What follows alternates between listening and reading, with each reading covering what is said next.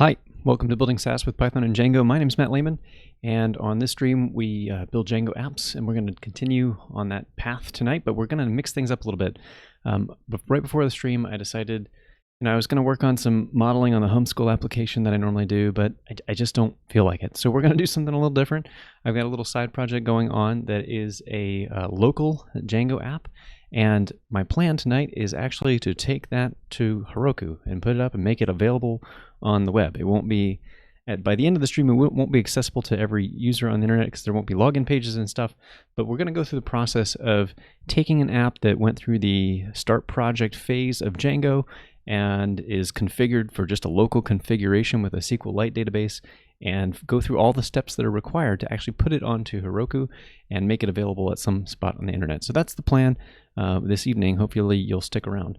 You're free to ask me anything about Python, Django, or web development. That's what I'm here for. Hopefully this will be a fun exploration this evening. There's plenty of ways you can keep in touch with me if you'd like to. Please like, subscribe, comment, do all of the things that make Twitch or YouTube, wherever you're catching this from, happy. I'd really appreciate that. And I do want to thank my patrons. I didn't think to grab my patron list this evening, so I can't call you all out by name, but I do appreciate people that contribute on Patreon. If you'd like to support me and find the content that I'm producing valuable, you can join that group, and you can go to patreon.com/mblehman. Okay, let's get to what I've got. I'll quickly show off the project that I have, and it's not a glamorous project. In fact, it's a to-do app, so don't expect something just amazing. But it has the qualities of being an app that is for a totally local environment, and I've been using it to track my local things that I want to do, and I have a bit of a twist to it that I think is cool and valuable, and which is why I created it, rather than just using some of the million to-do list apps out there. So with the unique take that I have on it, it was just something fun to make. And with it, I've found in the course of using it, I've created this app. I've been using it for like a week or two, and I found that I really would like to have it on my phone. So in order to have it on my phone, rather than exposing my local network in my house or my computer to my local network in my home, it would just be easier if this was something that was on the web. And so I've wanted to take this app to the web, but haven't done so yet. So I've done this a few times with other apps, usually at the start, and we'll walk through the pieces that are going to be required to do that. It really boils down to, we're going to need a connection to a database, because if you know Heroku, well, I guess I should back up. So my destination for this app is Heroku, and Heroku is a platform as a service, which is sometimes called a PaaS. And a platform as a service offers hosting for applications, and they take care of a lot of the logistics for actually getting web servers connected on the internet. And so it's a really great service for getting an app up quickly, as hopefully we will see. But there are some steps that you have to consider because the platform as a service has some constraints. One of those constraints is that at any time your application can be moved around. So if you've used Django before and started, the start project command that you'll get will actually give you a SQLite database. So a little file that allows you to start super quickly, which is awesome. It's a great starting experience. But the problem with that is that it is a file that sits with the application. And because Heroku can move your application around to different machines at any time that you don't have any control over, that file can just boop, disappear on you. So we need to make the file or change from using a SQLite file to using Postgres as our database. So that's going to be a big one. The other thing that we're going to have to handle is static files. So that's like images, JavaScript files, all that sort of stuff. So to get the Django admin site working, we'll probably need to use this static files tooling and stuff, and we'll have to configure some stuff there. So there will be other bits along the way that I think I might have accounted for some of them, but we'll have to wait and see. So what we're looking at right now is actually my homeschool app. So let's actually go somewhere else, and we'll look at this other application that I have. And I guess for the sake of completeness, let's see it running. right now I'm using the local Django managed run server, so there's really nothing fancy going on there yet. And we should be able to see this on port 8000. Whoops, that was other window. Okay, well, that was it, but I'd rather have it not be in that window. Okay. Where'd it go? Oh, come on. Firefox is not playing nicely with me. New window. So let's go to localhost at port 8000. And there's a problem because already with the app, it's not designed to work with anonymous users, which is an unauthenticated user, and that's what I am on this particular page. So there's already like stuff that's not perfect about the app. The admin site does work. And here we are, and it's telling me that I'm logged in, so I'm actually surprised that that failed. Okay, so we've got my app here, and it's really not a complicated app. As you can see, it has two categories. So there are like two categories of tasks that affect me in my life, and I'm either working on my home stuff or I'm working on stuff for work, and that is one split that I wanted to capture. And so the idea is I type in what I want as my task, and I either say I want to do this now and it goes at the top of a queue, or I can say it goes later and it goes at the bottom of the queue. And so that's like the unique twist on this. It's like a double-ended queue, which in Python, if we go to the Python docs, there's actually in the standard library a term for this. I don't know how universal it is. It's in the collections package, and it's called a double-ended queue. And the way you pronounce it is a deck. So I made two deck. You can't actually see the title, but it's TO, and then the word deck after that. I've sometimes been reading it as to queue. I'm not really sure how I want to say it. Oh, here it is. You see I have it spelled out here. So I made this little basic page. I've got some styling, and I've used HTMX to give it some dynamic behavior. So when you see like I'm clicking between here with my work stuff and my home stuff, it will toggle with some AJAX calls. So we're not going to get too much into the actual like function of the app today. That's not really the goal, but I wanted to give you a context of like, what are we trying to put on the internet? And the hope is that once I have this up on the internet, I can go to my phone and actually browse this and have my to-do list right at access in my phone. That'd be pretty cool. Okay, so that's our context. What do we need? We need to do quite a few things. We need to register a project with Heroku. I already have a Heroku account, so that's a good starting point. But we need to create a project. We need to connect the repository to it, and just try to deploy from there. I have a feeling it's going to break, and we could probably actually let ourselves be guided by what we're missing. That might be a good strategy. Or I also know some of the holes that we're going to have to fill. The other thing that popped in my head just now is we are missing, we're going to be missing a web server. We don't have one of those right now. We have the actual Django run server, but that's not sufficient for the web. So we need to get a web server too. Okay, where should we start is the good question. So let's go, I can bring up Heroku. I've got a set of apps here. And of course, it's going to make me log in. So I don't know what this is going to require. So I'm just going to put that on secret mode for a minute. I don't think there's anything that you need to see.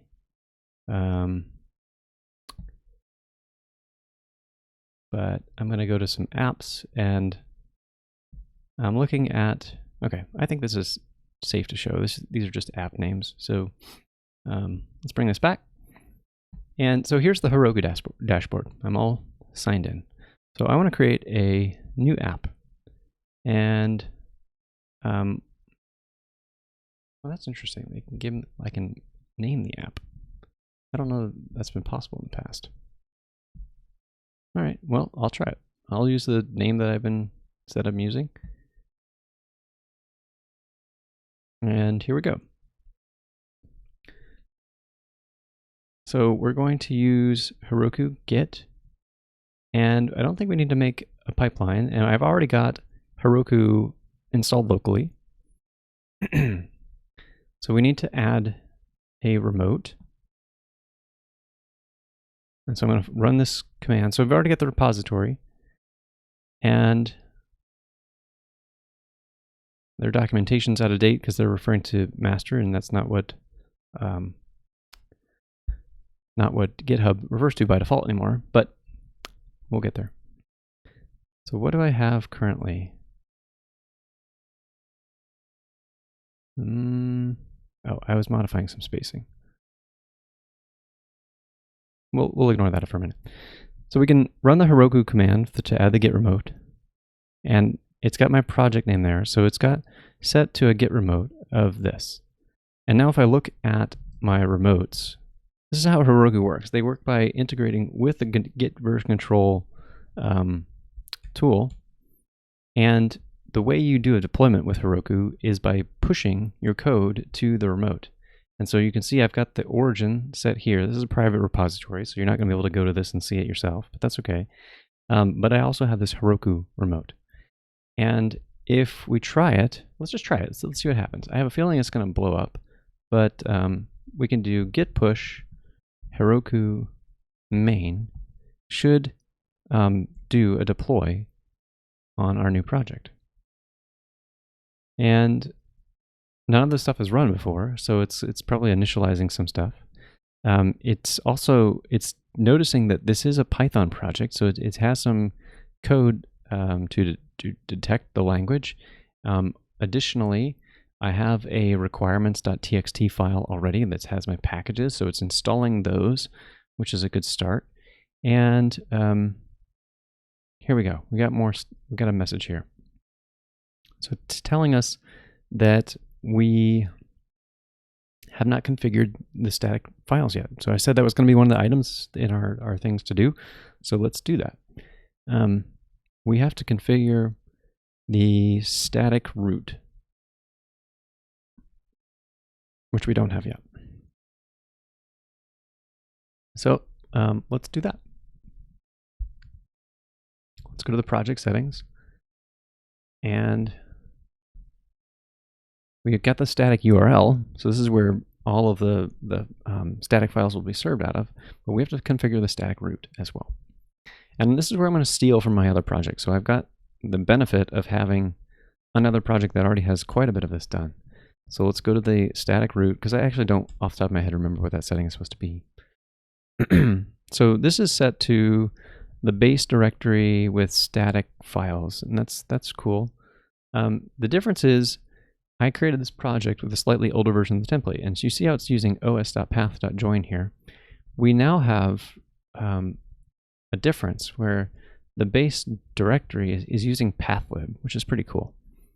So we can come down here and we can say the static root, so static root is going to be the base directory, and then we'll use the pathlib syntax of using a slash, which is pretty neat, and we'll say it's equal to static files.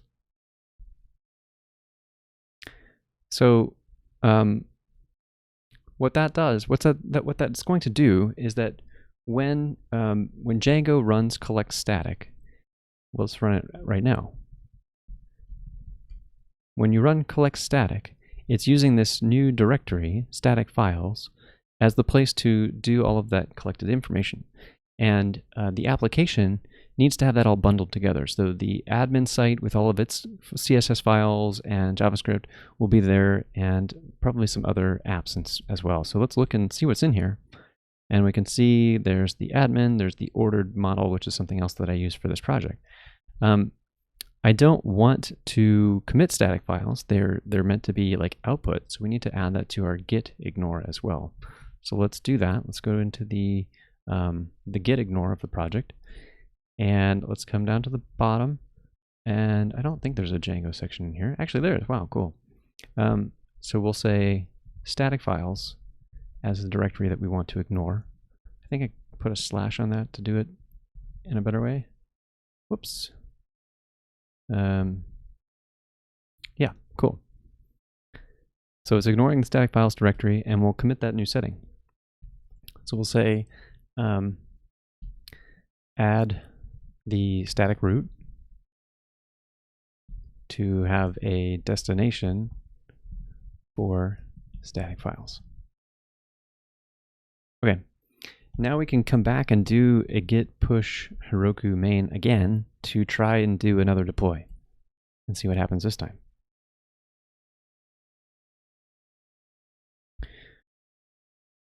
So they're hinting to us that we should specify our Python runtime as well. So that's another thing that we should add. But I think I want to keep going on the path of like following the errors as Heroku detects them. Although it might not error. I'm going to be confused about one of these aspects in a minute if it passes by that, because there's a missing file.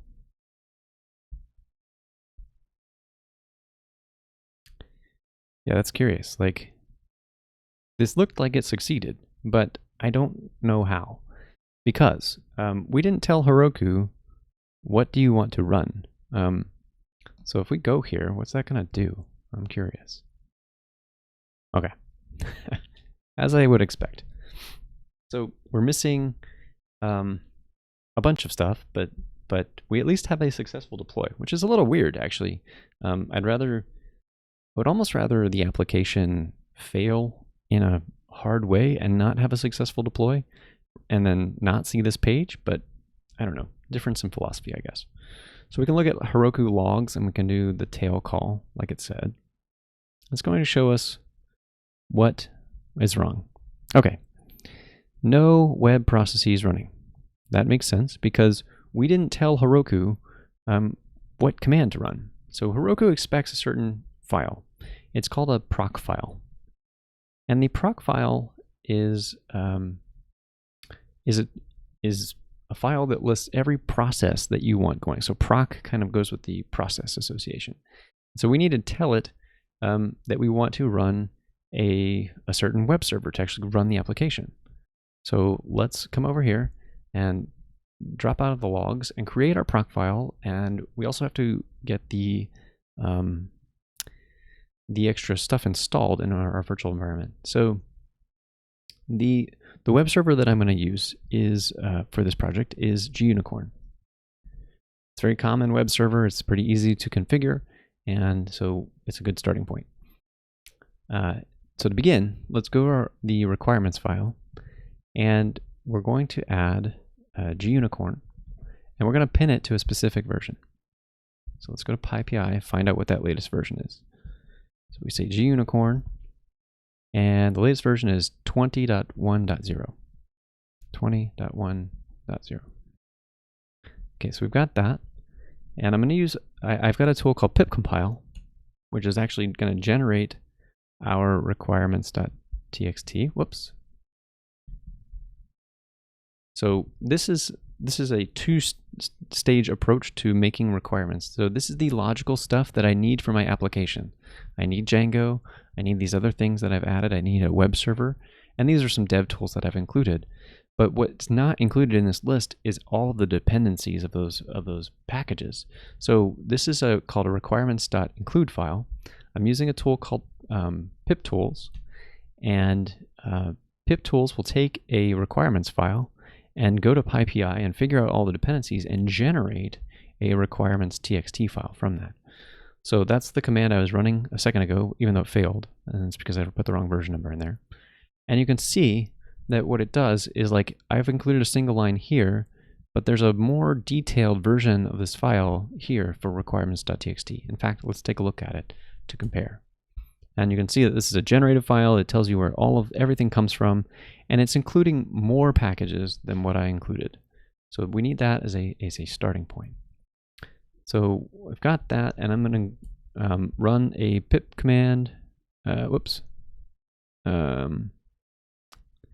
This is a command I run for my homeschool project, so it's slightly different for this one. And we've got Gunicorn going now. All right, to run the application with Gunicorn, we have to make some more modifications. And let's look. My source code for this particular project is not publicly available. I might make it available later, but I'm not doing that right now. But if you want to check out, so I am looking at this is the comparable project, and let me get you a link here so we can open up Git. So here's my homeschool application that has a lot of the similar kind of code that I'll be using. I'm going to borrow pretty heavily from this as I go along. In fact, I want to steal everything that's in this file as a starting point. So we want to create a proc file. And the deployments will be through, will be manual right now. So we're going to do a Git push to do a deployment. I could configure this long term to go through do continuous delivery, but the effect would be the same. So I would do a Git push and it would start continuous integration. And if continuous integration passed, it would go through a deployment pipeline with continuous deployment and do that. So the command that I issue is kind of the same effect. In fact, maybe a little slower because I'd have to go through CI. But we're not going to get to CI tonight. We're just going to try and get this onto Heroku. And because I'm not running, I don't even have a test suite for this project. This is really something that I hacked together. Yeah, Django ordered model is a really cool one. I'll get to that in just a second. Let's see if we can get this proc file going first, and then we'll talk about that one, okay? So what I want is to have two things. So I need to be able to migrate a database, and so that's why I've got this release command. So that's a command that you can configure Heroku to run before it actually does a release. And by doing your migrations first, that's a safe way to prepare your database in advance. And then we have the actual call to Unicorn. So let's try this out. This should be the same thing. This should work just fine now that Unicorn is installed, although I might have to deactivate my virtual environment for weird reasons to do with ZSH. So let's do that. So now we should have Unicorn available. We do. And let's say project WSGI and give it workers 2. Just to run it exactly the same way that I'd be running it on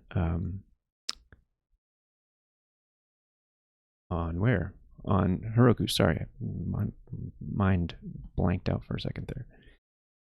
So let's open this URL and see if it's still running. Okay, cool. So we're running the same app on localhost on port 8000. All right, let me pause there. So you asked about ordered model. Ordered model is a pretty cool little project. Let's look at the to-do queue models for a minute, and we'll see what I have in here. I really don't have many models. I have this task model. So all of my to-dos are basically tasks.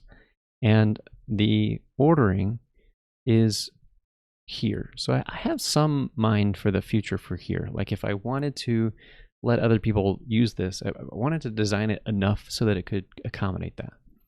And so what the ordered model is doing is allowing me to specify where I want a task to appear. So if looking back at the UI again, let's jump over here.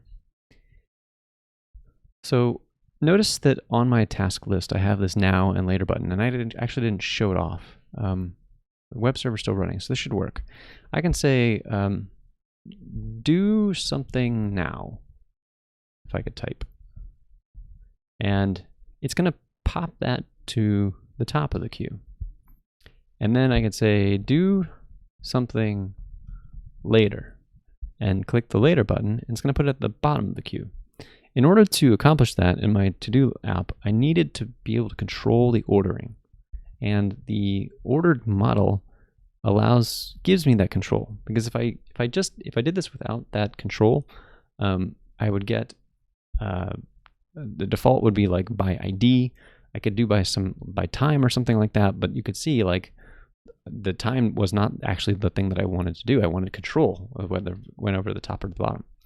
So I set this task as an ordered model, And then I'd say that it's actually going to be ordered with respect to user. That's the thing that's looking a little bit to the future, because if there's another user, you want the ordering to be like the ordering just for you, not for somebody else's ordering. So that's an attribute there. So if we look at the views code for a second on this, this is the entire app. That's right here. And you can see when I save it, actually you can't see it here because this is it's in the form.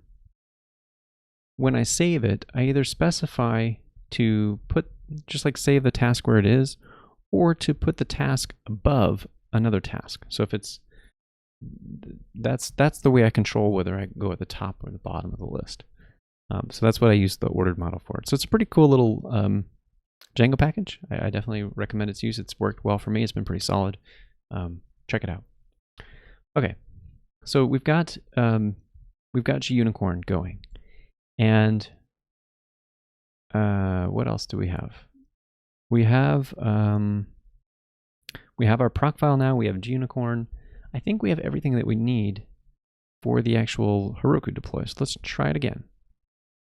Let's commit, and we'll say add Unicorn and a Proc File. And we're going to try our Git Push and do another deploy.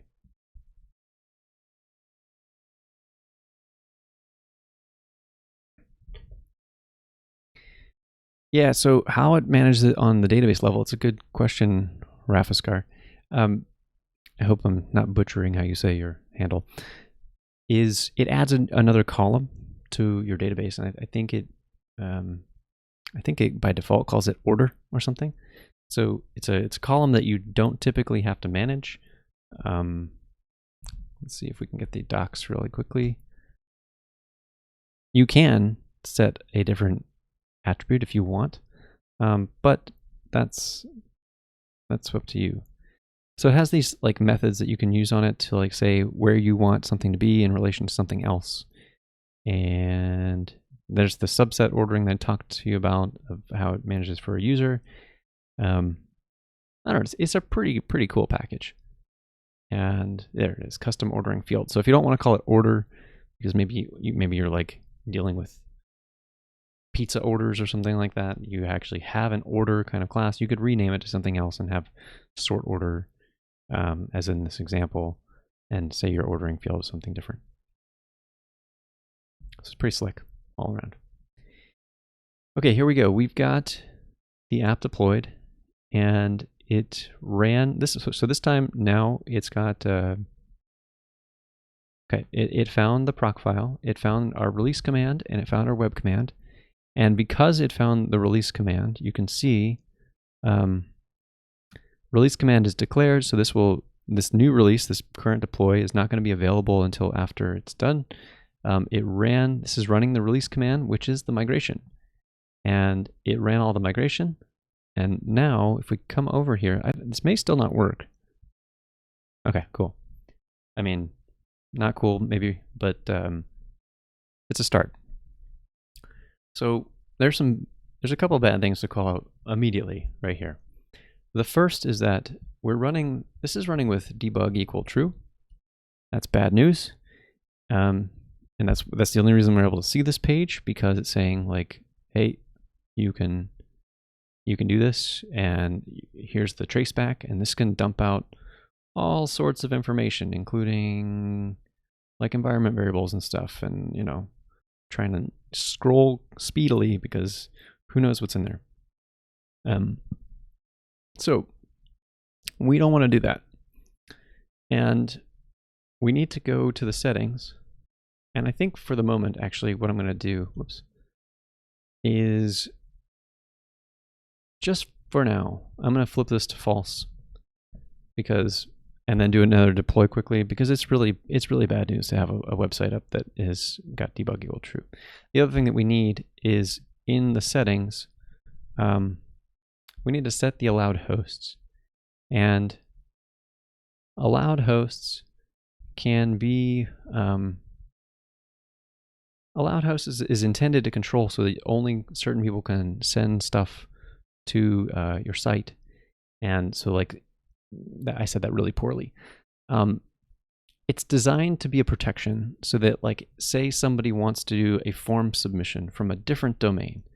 If you have your allowed host configured, that post submission would be rejected if it came from a different domain. And so this is a way to control that. We're going to opt out of that right now. So we're actually going to like bypass that security check for the moment, which is not great, but it's just temporary. So I'm trying to get like the steps that we have to care about and make sure everything's going. And then I can come back and do some like hardening and improve this. Ideally, you'd want allowed host to be like the domain name of your actual site. So in this case, whatever, like todoq heroku.herokuapp.com. I could set that, but it would also then like break for local development. So I just don't want to deal with that at the moment, I think. Okay, so let's try this again.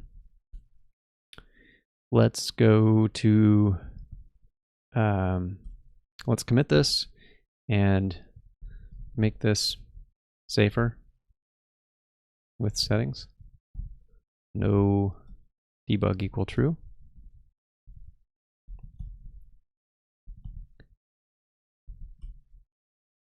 And now we'll do another Git push to Heroku main, and we're going to do another deploy. So I'm just going to keep iterating on this until we're kind of satisfied with how this is coming out, and we'll see how far we want to take this. There's a tons of things that we can do, and we probably like would run out of time before we got all of them.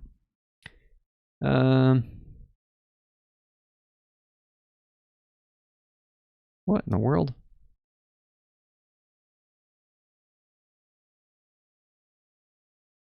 That's an interesting message. After October 2020, you may experience errors when installing or updated packages. It's because Pip will change. That's like such an old message. Weird. Pip Tools requires, it's like it's installing the wrong version of Pip. That seems like a Heroku problem. Another interesting thing to observe here, check this out. So because the application is using a SQLite file, when we deployed just now, it ran through all of the migrations again because it tried to create a local database, which isn't going to be right. So what I want to do is refresh this page now. Now we're getting a 500 error, but I think that's because of that anonymous error that we saw at the beginning of the stream. And let's check that out with the Heroku logs. Should show a traceback probably.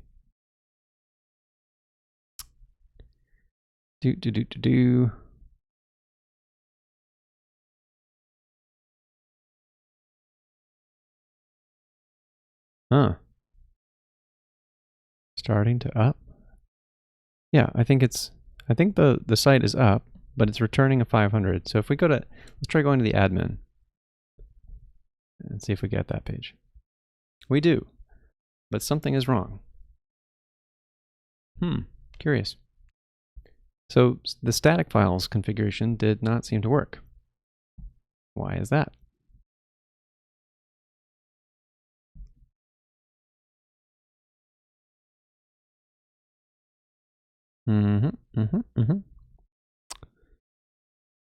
Well, there's probably the next thing we need to solve before we do anything else. So it's saying the resource was blocked due to a Mime type issue. Well, that's really curious. And it didn't load the JavaScript because it couldn't. Okay, so I think what's happening is that the web server is not serving static files, which makes sense. So what do we need? We need a really cool tool called White Noise. White Noise is a tool that will let the Django web server, the G-Unicorn process, serve the static files with the appropriate headers and stuff. So we need to come in here. We need to follow this quick setup and try it out. I think it's really only like 3 settings. And I think we also need to do, let's go to the requirements include. Yeah. So let's just steal this one. Requirements include, and we're going to come down here and we're going to add this line. So this is the white noise package. Thanks, SPython. Appreciate that. The white noise package will let you do static files for your web app, and it prevents you from having to like serve your static files at a content delivery network or anything like that. The reason I'm doing it with this brackets and Brotli is because that is an optional set of packages that white noise can include, and Brotli is a different compression scheme that's more efficient. So if your browser can understand Brotli, the server can serve that up and it'll be a little bit faster. So Brotli is a pretty cool little addition there. So we want to run that, and then we want to do the pip compile command again. Yeah, sure, you can. This is so thanks for joining in. Appreciate it. This is just a little to-do app. The app itself is like less important for the project. What I'm really trying to demonstrate in this particular stream is taking a totally local project from being a local app to a Heroku app, an app on the web. So here's what this app looks like. It's a single view. It's a little bit dynamic, and you know it's really not very complicated. It's a to-do app. Oops, I didn't have the local web server running, but that you saw it there for a second. So we've got that going now. Why did it not actually compile white noise? Maybe I didn't save the file. Okay, I've saved it now. Let's try that again.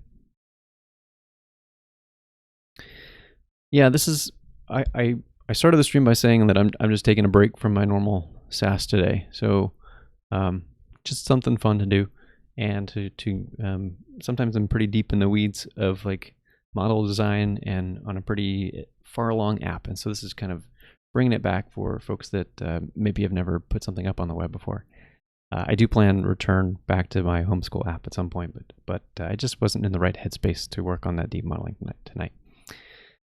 So we're going to install white noise, and now we should have everything that we need. So let's return to the documentation here. We need to add this middleware, and it suggests like putting it very high in the middleware stack. And the reason for that is middleware is processed in order. If you're not familiar with middleware, you can think of it like, what's a good example? Yeah, thank you, appreciate that. You can think of, I've described this as like a candy, like a hard candy where you can like go right through it. It's a candy with multiple layers, like a gobstopper, if you're familiar with that, if you have that candy near you. But with each of these layers, you kind of go in through one side and come out the other. So in the core, in the very middle is the actual view that's going to handle your code, and the middleware is wrapping around each of those things. And so it gets each piece of middleware will execute twice in the scheme of things, like once before view has processed and then once after. So that's the short version of middleware. And so we need to include this really high in the middleware stack. And the reason for that, it's kind of a function you put before a result, but it's a little bit, I want to say it's a little bit more than that, because it's actually like, you have to think of it like a chain of calls, of like nested calls. And so it's a function that calls a function, but it has the opportunity to do processing before and after that function call. So yeah, I don't think I want to delve too much into what middleware is tonight, but that's, yep, it's pretty common used in a lot of frameworks. Probably I have not used Express.js framework myself, but I imagine it's very similar. The reason we want to put this high on the list though, and only after security, is that if the white noise middleware detects that it's a static file, you want to avoid all of the future Python processing because it doesn't matter. You're going to be serving static content, and so you want to do that as quickly as possible. That's why they suggest putting it at the top, but letting the security middleware be there to have the continued security features. Django HTMX. Okay, good question, Rafaskar. The Django HTMX project is something that I'm using for the first time, and I've been pretty impressed with it already. So if we look quickly at our view, what it's doing, and it doesn't do a whole lot, but it does it with a pretty nice interface.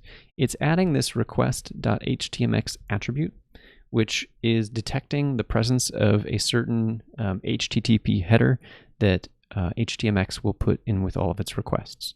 And by doing that, it's able to have the view differentiate if you want to have different kinds of behavior. So you can see here that I do it for, if it's an HTMX call, then I treat the category differently on how I'm going to calculate that. And then I also render a different template based on that attribute. There's other stuff that Django HTMX can do, and yeah, you can go check out the docs for that. It's pretty cool. All right, what was I in the middle doing? White noise. Yep.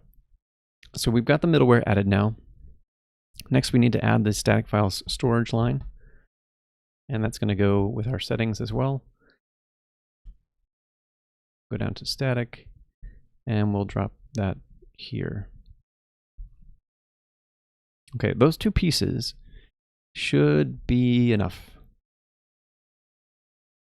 Let's see. Can I still run the app with runserver? That's a good question. I'm curious if this is still going to work just as well as it did. Seems to. That's cool. Will it run if there's no more static files?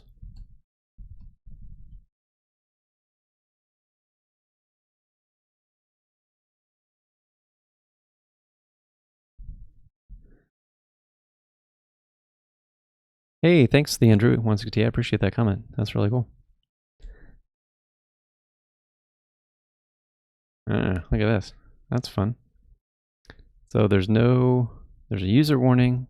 I wonder how I get rid of that in my other projects. I don't remember doing that or not. I'm sure there's a way that we can change it if we're running in a different context. But I'll worry about that a different day. We're focused on Heroku here. So we're going to continue plugging away at that path because, yeah, that's the goal. So we've got white noise added, and I think that's it. Yeah, HTMX is pretty sweet. Let's say add white noise. And with any luck, what this is going to do this time, after we deploy, is now when we go to the admin site, all of the static assets should not have Mime type problems because the application is going to be able to serve those files, and white noise is going to handle it this time. So when the request comes in on that static URL, it's not just going to be served up as like raw text. I don't even know what the file type was for coming back, if anything. Maybe nothing was coming back. But white noise will intercept that request to the /static path because it knows the static URL. And it'll be able to say, okay, I have this file. I've done all the detection that it is JavaScript file or CSS file. I can add the right content type headers on the response. And so when the browser gets that back, it should now be processed correctly and trusted and rendered appropriately because it's getting a realistic response back from the server.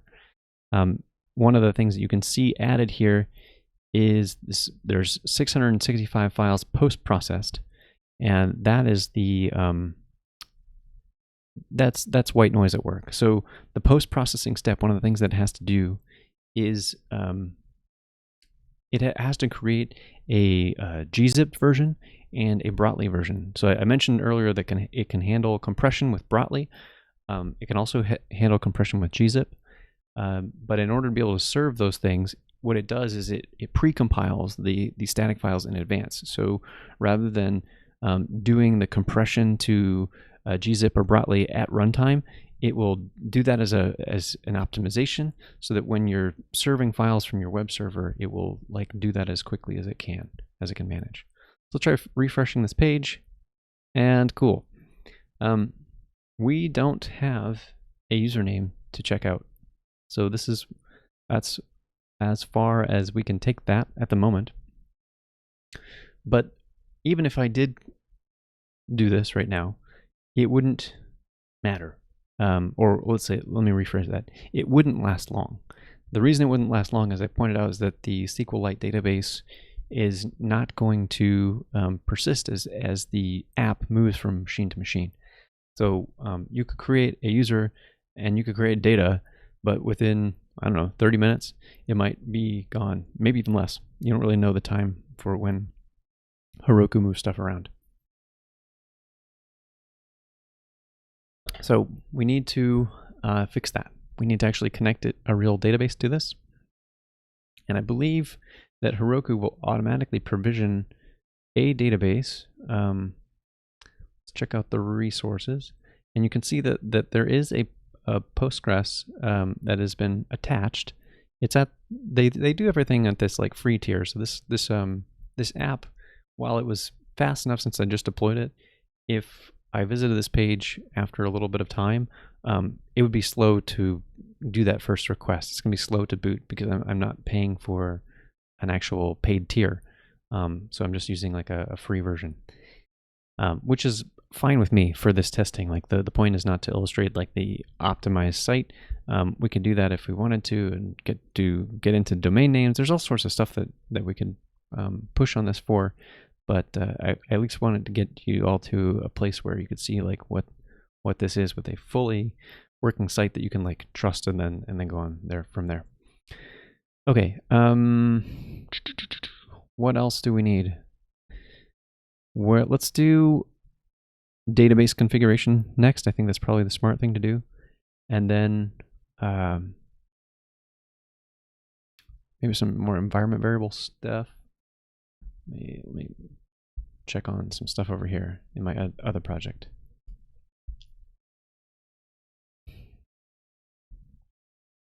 Database.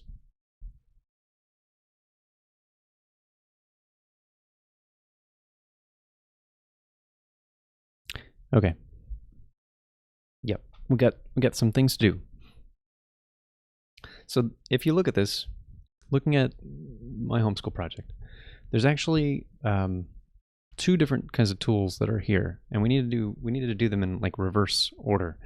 So notice this env function call. That is saying the part of the design of Heroku apps is to follow the 12-factor app pattern, and you can read about it at 12factor.net. And it's a methodology of running web applications. And these web applications are essentially meant to be stateless executors of code, and they connect to other services, and they connect to those other services via environment variables and some other stuff. And so if you read all the principles of the 12 factors, these are the 12 different factors here, and one of them here, this config section, talks about in a 12-factor application, the configuration comes from environment variables. And so this is the process and methodology that Heroku follows. So in order to add configuration, things that will change between your site, you need to be able to make environment variables like a first-class citizen. You could use os.environ from the Python standard library. That can work fine, but there are limitations to that, which I've addressed in various articles. The primary one being like typing information. So if you wanted to do true and false and stuff, that gets a little bit more complicated than you might think. So we're going to use a project called Django Environ, and that's the next thing that we need to add to the mix. So we're kind of just like throwing all sorts of stuff in here tonight, and it takes a handful of these things to make an app come together. But you can see it's just a set of steps, and hopefully none of them are too daunting. But that's what we're going to do. Let's go back to the requirements file, and now we're going to need Django Environ. And we can come over to the requirements file over here and put in Django environ. Save that, and we'll do a pip compile again. So now we've got Django environ. We'll go ahead and install that locally, and that should be available. Coming into the settings file, let's steal from, so we've got environ here as an import. So we want to do that. So we'll say import environ. And then we need to actually create an environment object. And that's what's going to read the environment. So we'll start with essentially an empty object. And I think I'm going to put it at the very top. I don't know. We'll leave baster above it, just like in my other project. Whoops. Just type it out, it's fine. Okay. So now we've got this empty environment thing. I don't need that. We'll fix the security key in a little bit. That's another problem with this right now, is that you can even see it's trying to tell you this is not secure. Pick something else.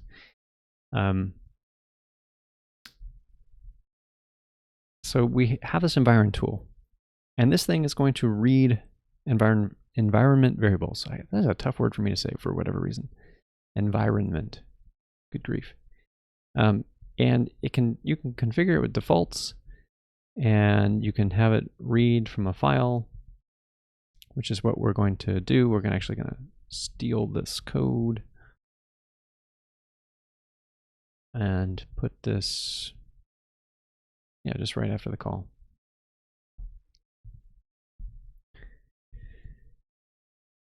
And we've got, now this is where I do have to change it. So baster, this is a pathlib thing. Let's replace that with this syntax style. And we still need OS. So import OS. I don't need this block of stuff at the top. I know where the documentation is. Okay. So we've got the necessary tool here. And this tool enables us to set certain attributes. And the thing that we're trying to do is we're trying to make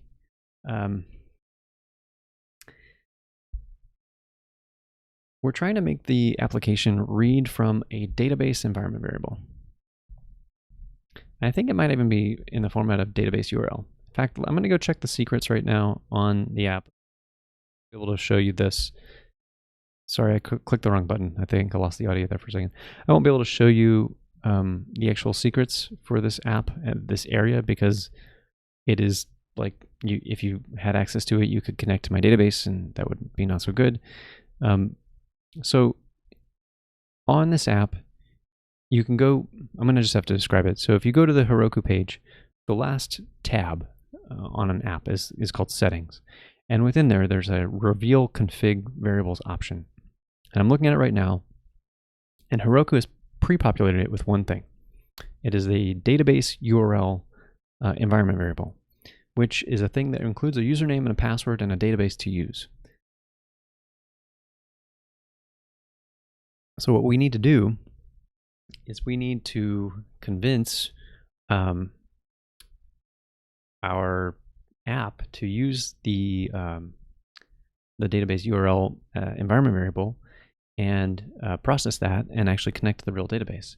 And from there, once we deploy the app, then I can create a real user that I really trust and go from that. So let me get off of the settings here, and so I can take it off of secret mode. There we go. And we'll get back to it. So we're going to need it. Additionally, we're going to need a second package to help us out. So that other package is called DJ. There it is. I don't know why I put these up in this order in this app. DJ database URL. So let's return to this requirements file one more time. and do DJ database URL. And we'll do another pip compile and another pip install. So we've got the DJ database URL. What that does is it's a very specific package. It's meant to read the database URL as an environment variable. Or I guess it could probably read any string, but it knows about database URL as a common convention, and we'll read that one. So if we come down to the database section, here it is. You can see this one is already hooked up to database SQLite 3. What we have to do is change. We have to change the name. Also, now that I'm coming down here, I realize that we have to change the engine too. So there's a couple things to change. So let's look at that.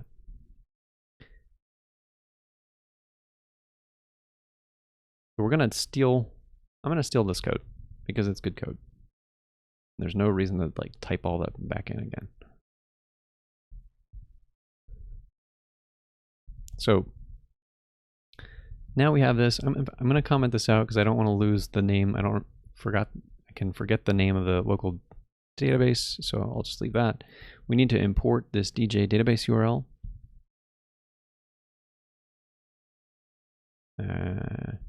Import DJ database URL.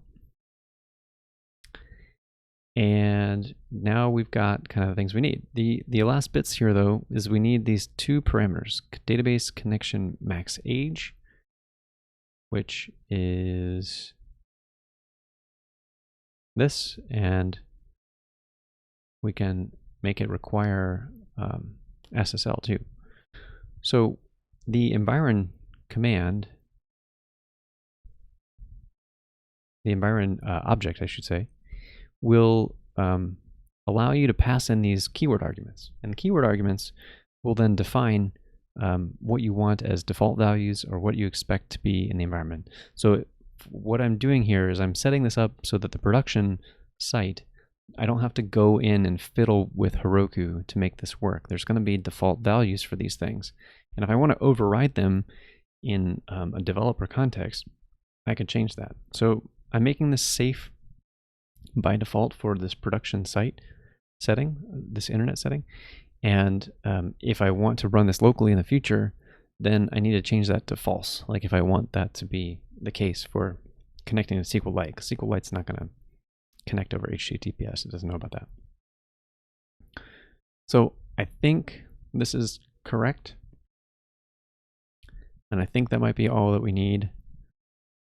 Let's check it out. Let's see what's in here. So we added DJ database URL, we added environ.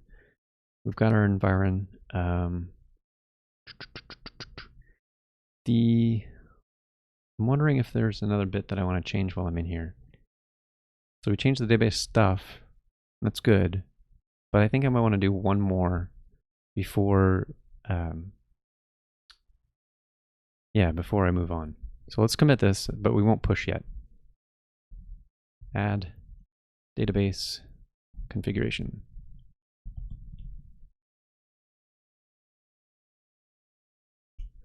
Okay.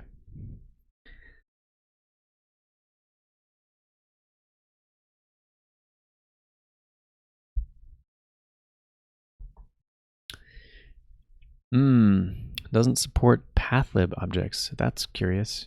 You're probably right about that. And I bet. So that would be a pathlib object, right? So yeah, let's try before we even. What happens if I run this now? Oh, it's not going to hit that because there was no .env file. So let's touch this file and let it try and read that and see if it blows up. Yeah. Okay. Good call. Thanks, Rafiskar. So I think what we can do is wrap this in a stir call and it will resolve to the right path. Yeah, cool. Appreciate you pointing that out. I forgot about that. Because I think I have encountered that too, but it totally slipped my mind. Okay, so now we have this. The other thing that I want to do is go ahead and get the secret key stuff correct. I want to say that there is a Django secret key generator.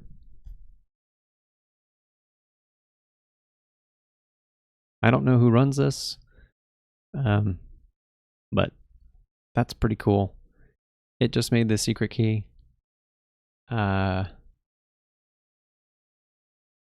guess this is the project.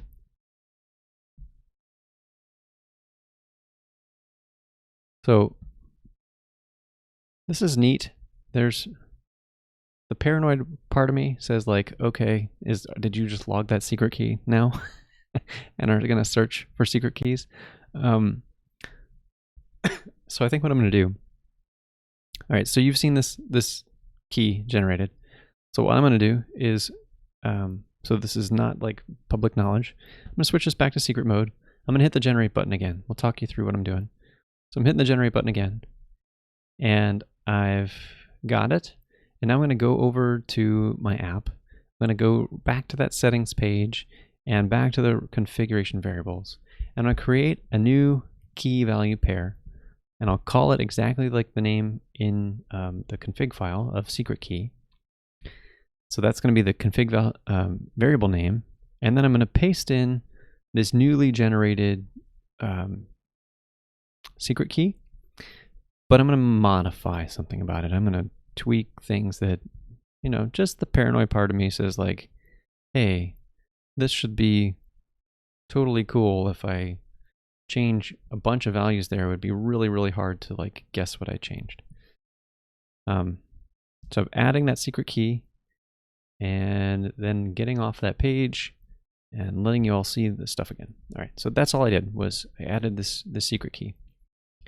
And I'm gonna leave that off of the environment. I don't want a default value there. So I want the app to complain if it's missing a secret key.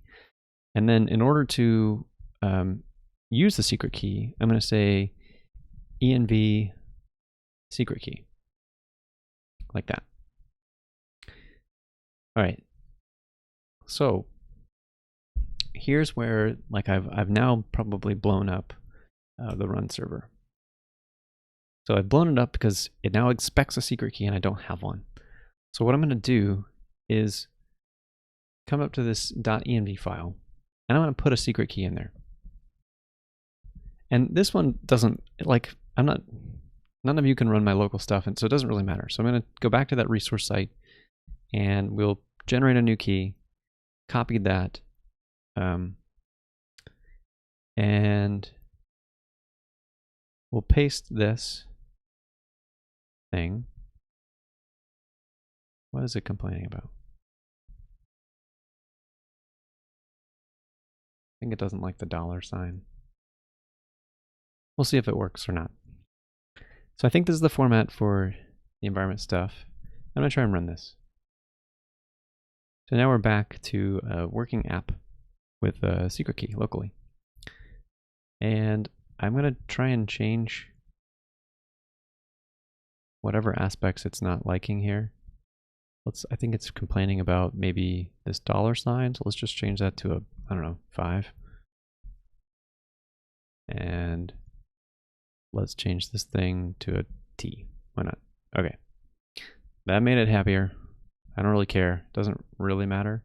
But it always bothers me when I see those like red arrows on the side. That's my Vim editor telling me that something's wrong.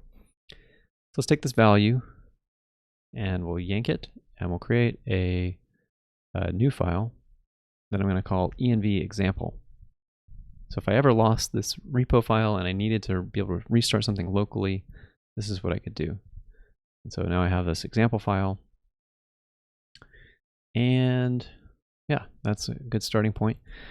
So thankfully, Git Ignore already ignores the .env file. They know, Git projects know that this is like a common enough file convention. So if we look for env, sure it's in here somewhere, yeah. They don't want to save that stuff by accident because that's where secrets get stored.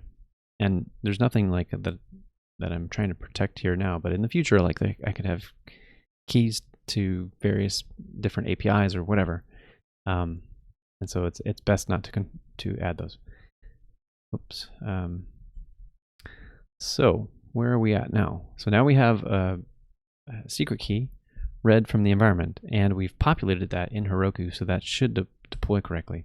So let's add this stuff and read secret key from environment. All right. And then we can do that Git Push Heroku main. And if we did everything correctly, then we'll have, at the end of this, we'll have what? We'll have an app that is connecting to Postgres, and that we can then populate with real stuff. Oh, we messed up. I know what I messed up. It's not going to work. Well, I'll let it fail, but I'm pretty convinced it's not going to work. Yep. Yeah, cool. Exactly how I expect it to. We forgot to install, y'all are just listening.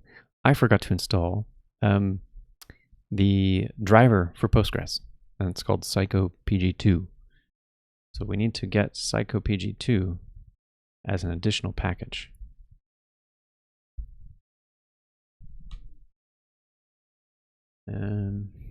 Psychopg2, and we can do,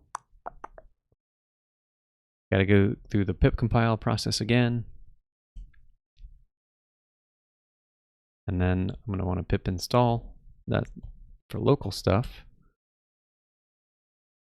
Although I guess it doesn't matter. I'm going to eventually set this up to work on SQLite locally.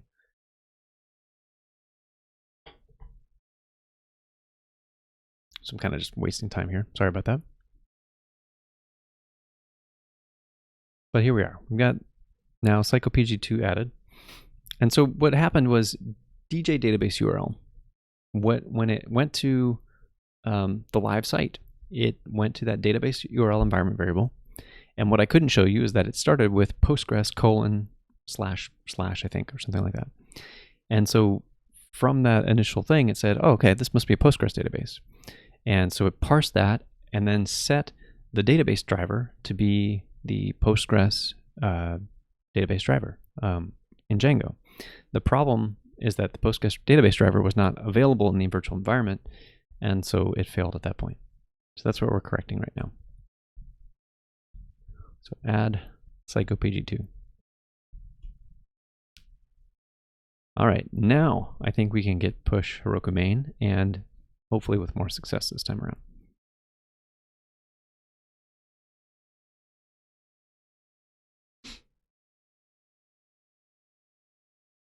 Let's chat about some of the things that I'm not going to do tonight.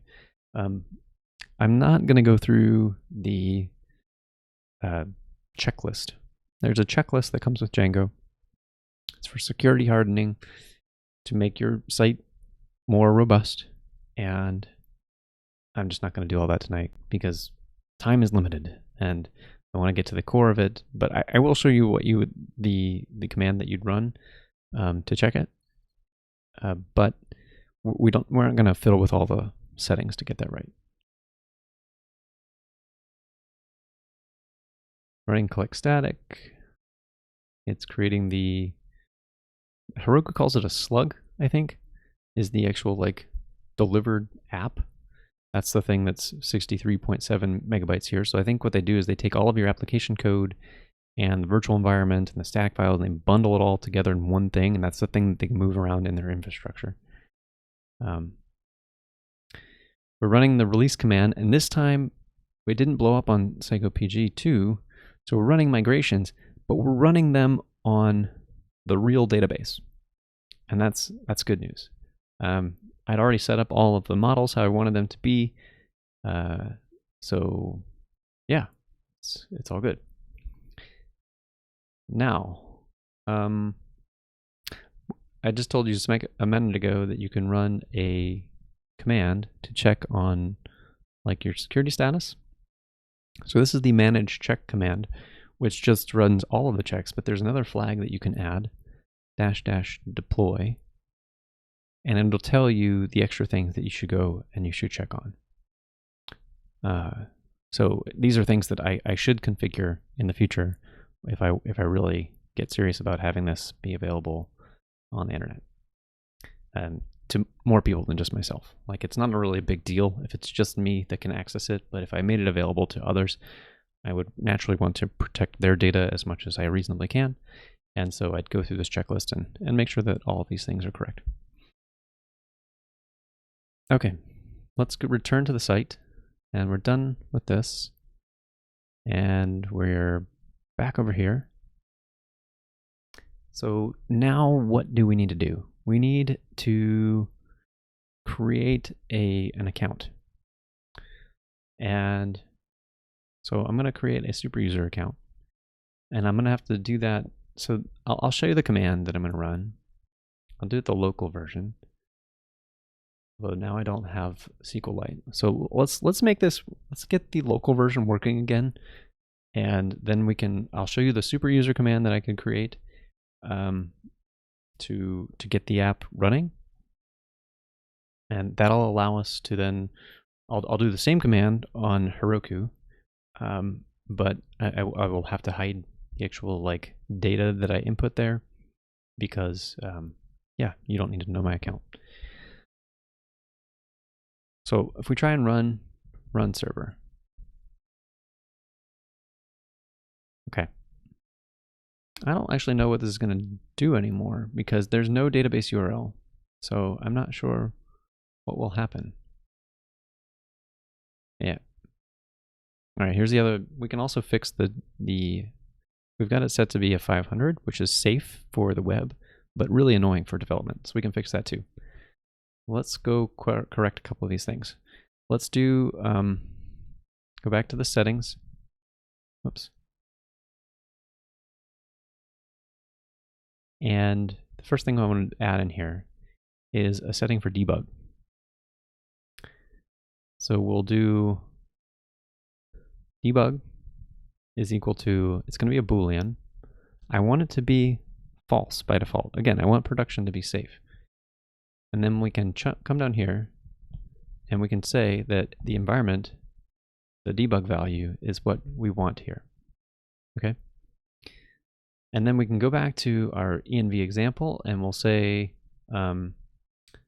debug equal off to make it false. That's what Django environment will expect.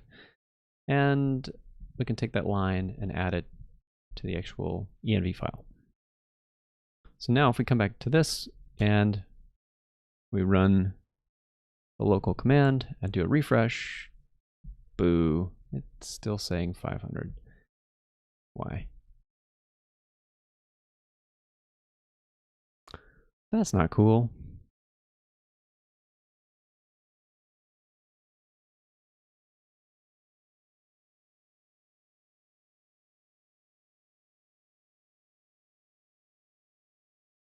Why are you like that? We've got env debug. Oh. No, we want because it's doing exactly what I told it to, because I'm being foolish. We want debug to be on in local development, not off. Good grief. Okay. So now maybe that one needs a restart of the app server, because it probably loads some different middleware or something. There we go. Okay, neat. Next, we did not supply, since I didn't supply a database URL to the local configuration, it can't populate the database's setting correctly. So what I want to do is come over to my other project and go to the env example and take this code right here. This is exactly what I want. And so I'm showing like I have to turn off SSL because I'm going to be on SQLite, and I'm going to connect to the DB SQLite 3, and DJ database URL is going to detect that it's SQLite and connect to that local file. So we should be able to put that right there. And I want to make sure that that local file is at this depth. Yep, there it is. db SQLite 3. Okay. So that should be the configuration that we can add to the actual env file that should make this work now.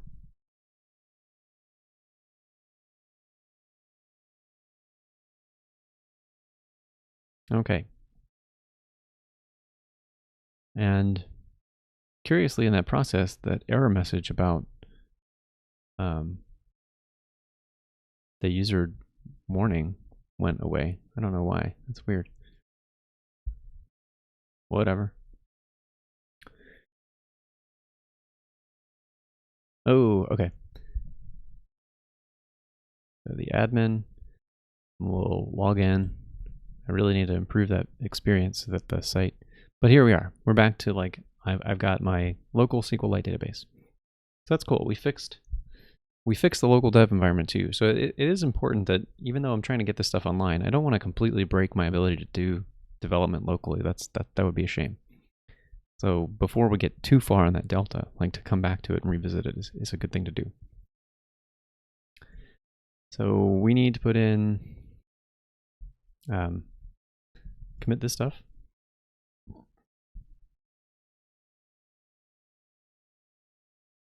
And we want to say add debug control. Add debug and databases control. I think that's the name of the setting.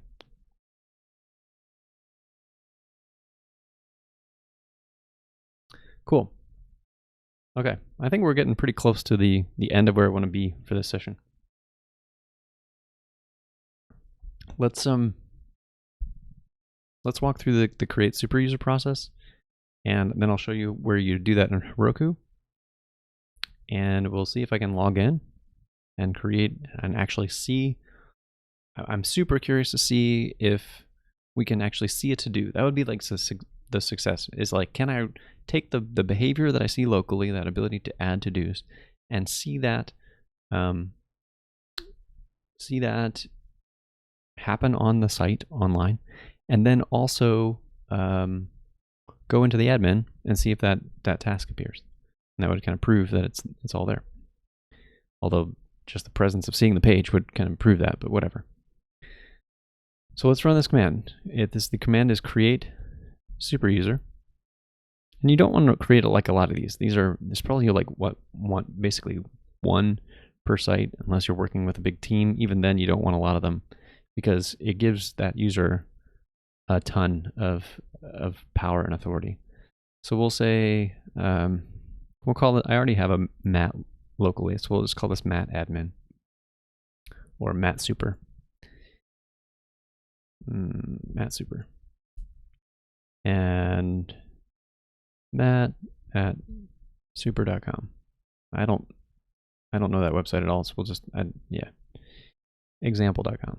Stick with something safer. I don't want to send you all looking at some weird domain if I have no idea what's there. Whoops.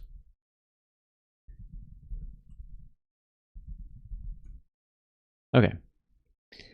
So I typed in a password that you couldn't see. I've got a username and an email address provided, and then we can try it out.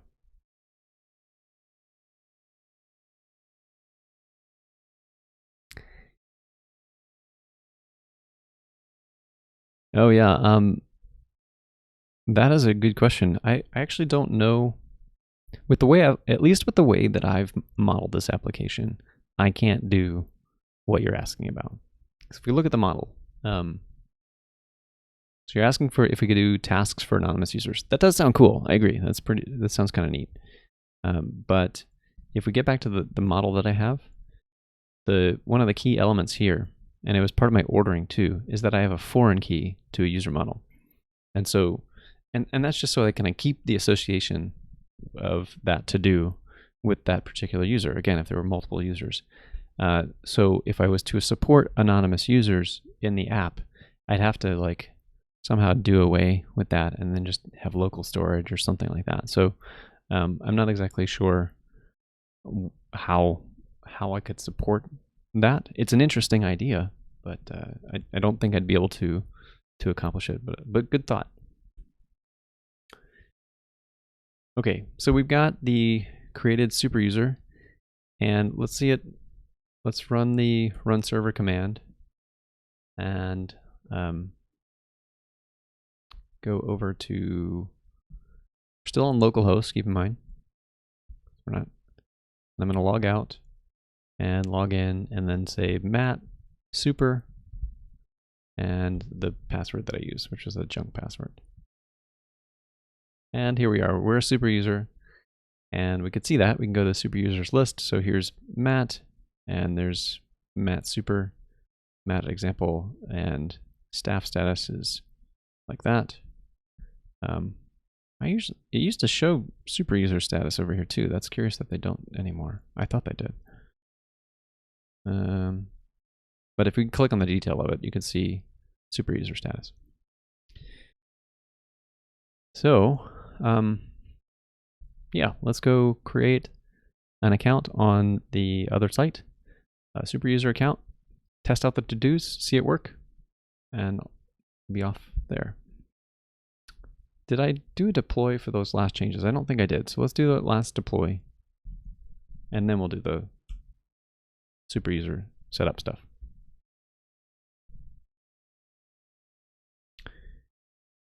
Thankfully, this is a pretty quick. Oh, I'm realizing other things that we didn't do.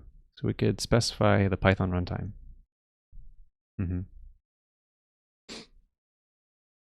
That's so funny about the pip thing. I wonder if Heroku's going to fix that.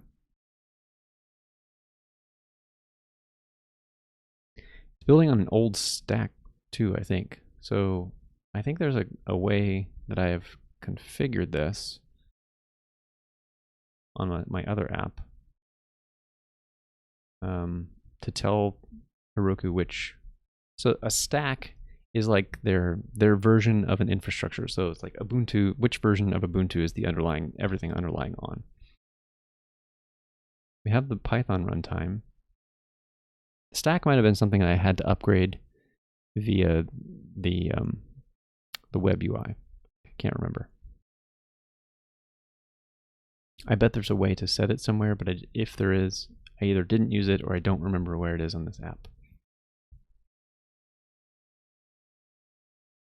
Okay, so we've got a deployment. So we can do, we can get into the actual site and run operations again by running a Heroku command.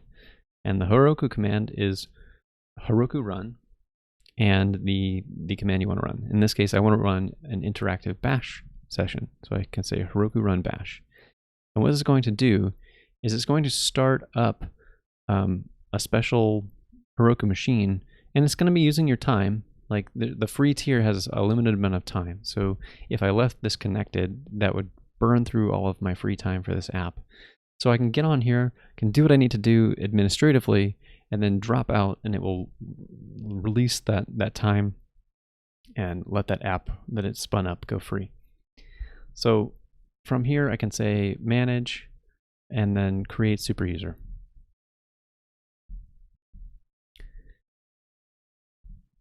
So I'm going to run this. I'm going to hit enter. Whoops, I'm going to type it correctly. And I'm going to put this on secret mode for a minute so that I can put some credentials in there that I want to keep. And then we'll get back to it.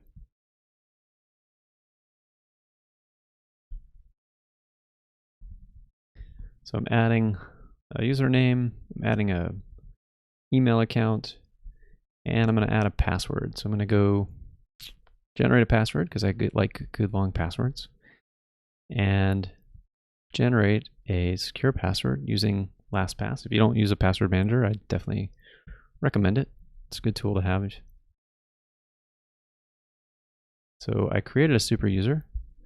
I'm going to put a quick entry in my LastPass so that I can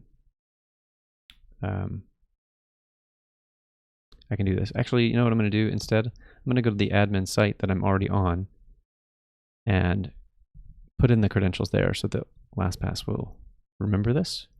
So all I'm doing is going into the standard username and password field. And of course, it's telling me that it's not accepting that username and password. So something happened because all I've been doing is pasting. That's not cool. Well, why did that happen? Let's try it again. That username is already taken. Of course it is.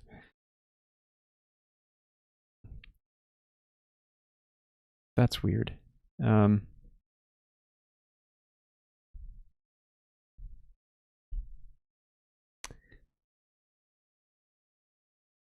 Okay. So I've got a username that's taken. That's strange.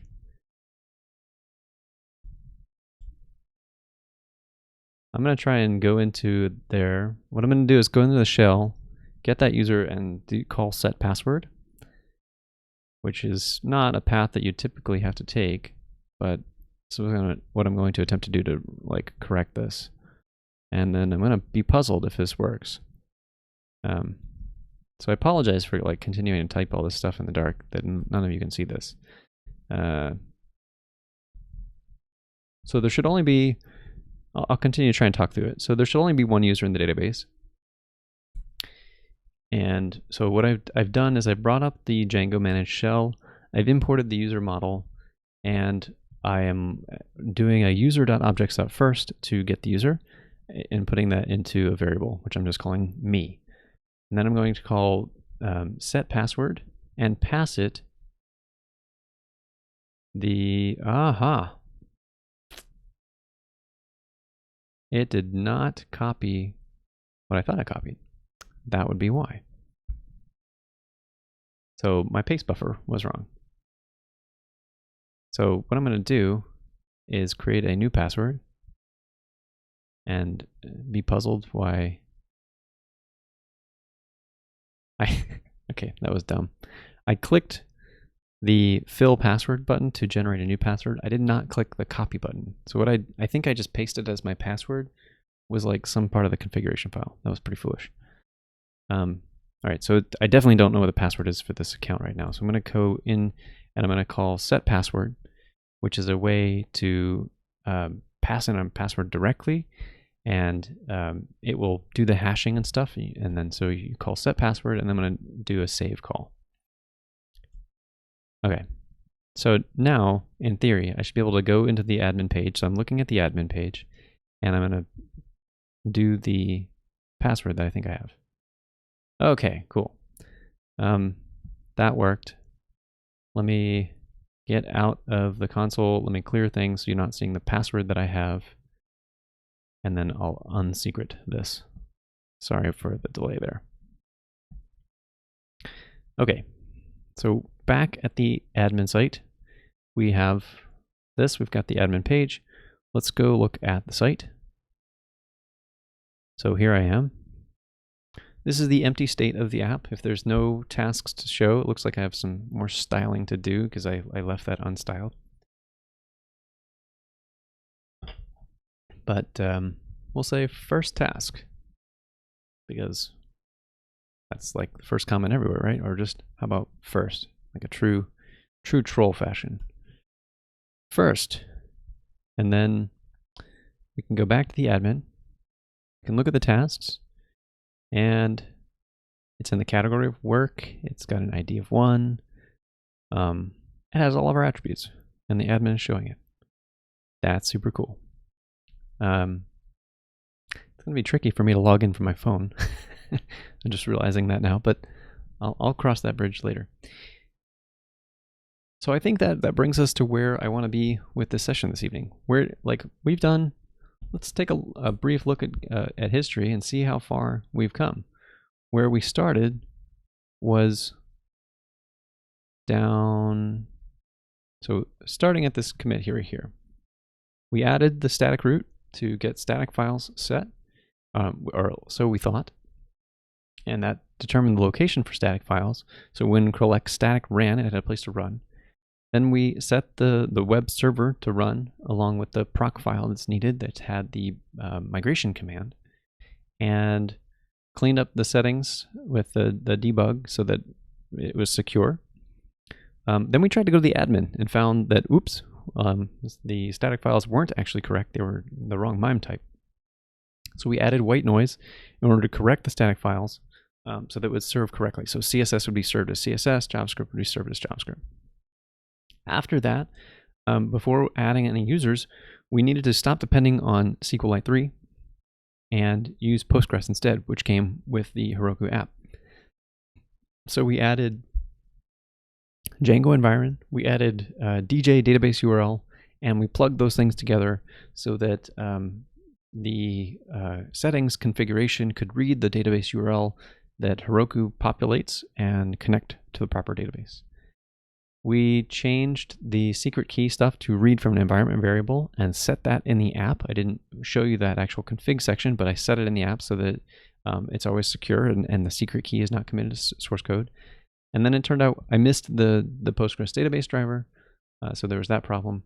And then finally, we changed the debug setting in the databases to make local development continue to work.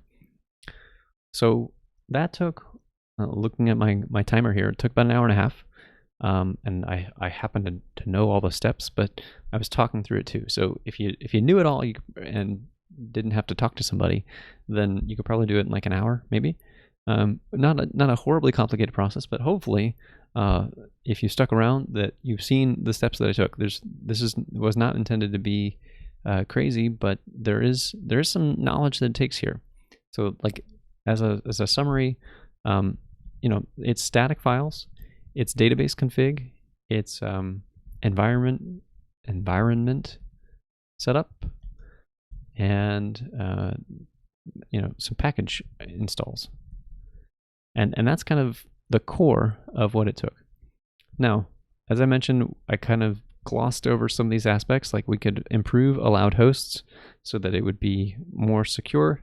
Right now, this star is a wildcard. It's saying, like, let anything come in. So if anybody was actually authenticated, there would be, they could submit their stuff from anywhere, from any other domain, and this to-do app would accept that, even though that's probably not what I want. The other things that I would like to set up most likely is I need some kind of error tracking. Like if I actually set this up for not just myself and for other users, I'd want to do error tracking. So something like Sentry or Rollbar would be good things to configure for this. But those are nice to have. So those are additions that could be made along the way. I think that sort of wraps things up for the evening. I will get back to the actual homeschool application probably next week. I'll probably be filling up to it by then. And we'll get back to the modeling of stuff. We were modeling on school breaks and trying to make them specific to users to allow more dynamic scheduling for families that have kids that are off of school at different times for maybe like their different camps or something that they might be going to or something like that. So that's the actual domain that we're working in. And we're going to work through from a code perspective. Why that's interesting is it's extending a live model, and it's going to require a bunch of API modifications. So I'm going to take all this content and publish it up to YouTube. If you enjoyed what you watched this evening, please give me a like or follow or whatever the right terms here are on Twitch. You would think after 2 years I'd actually remember that, but I still don't. But anyway, appreciate the time. Hope you all had fun, and have a good night. Take care.